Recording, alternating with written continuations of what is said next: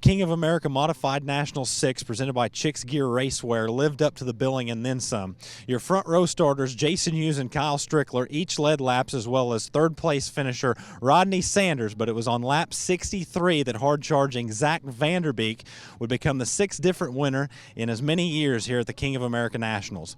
Johnny Scott also had a strong run from the B main to finish second. Let's hear from the podium finishers here at Humboldt Speedway.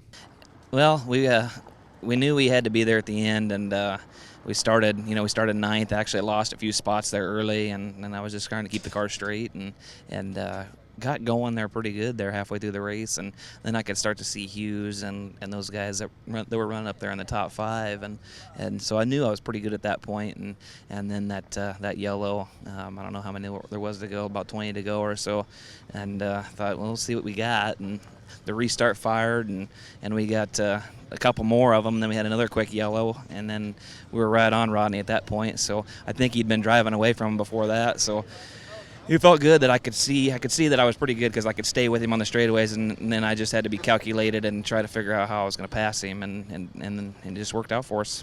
Things got tight there coming off of turn 4. There was a little bit of contact when you did take the lead there. Talk us through that.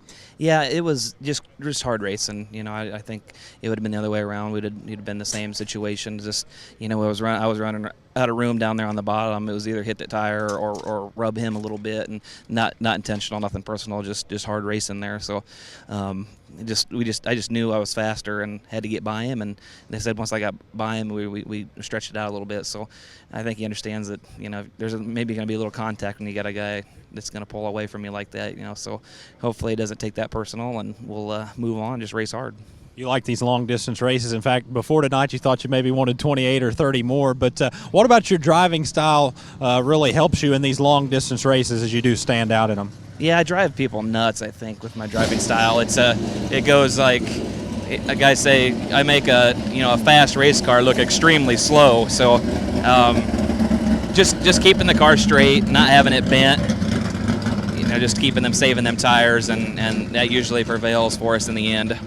I think I know the answer to this, but where does this win rank up in your career? I think this is the top one. I run second here to Stormy Scott a few years back, and that was an $8,000 pay for second, but the $12,000 one, that's the big one. So this is awesome. I've been waiting to win one of these big ones for a long time, and we just work hard. That's all there is. Now that we know about this weekend, what about this year as a whole? It's been pretty special. You've been doing this for a while, but you had some really good runs in Waco and then this event. It just seems to be a special year for you. Yeah, things are going good. We got good momentum. Things are clicking on the team, and everybody's just happy. We're all a good family, and we'll just hopefully we can keep it going, and we're happy with what we got so far for sure.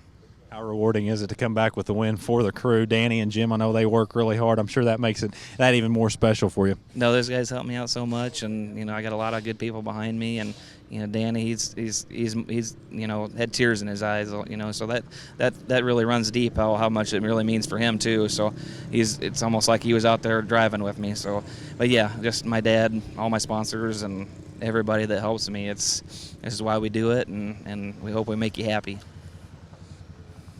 I followed Zach there for most of the race, and we just kind of slowly but surely were inching our way towards the front, and then we got to a group of cars, and he got by him a lot quicker than I did, and I kind of got hung up behind him, but I finally got up to him, and then once I got up to about third, we had a caution, and after that, I was thinking maybe I should try the top, and I moved up there, and my car was really good. I got by Rodney, and the next thing I knew, the checkered was out, so I would have liked to see maybe 5 more laps, see if I could have ran Zach down on the top, but I don't know. His stuff was pretty good on the bottom, but overall, coming from a B main and then starting 13th in the feature, I'm really pleased with what we did this weekend. With Rodney Sanders, who finished third in tonight's King of America race, led laps early on in the event. Talk about the contact there with Zach Vanderbeek.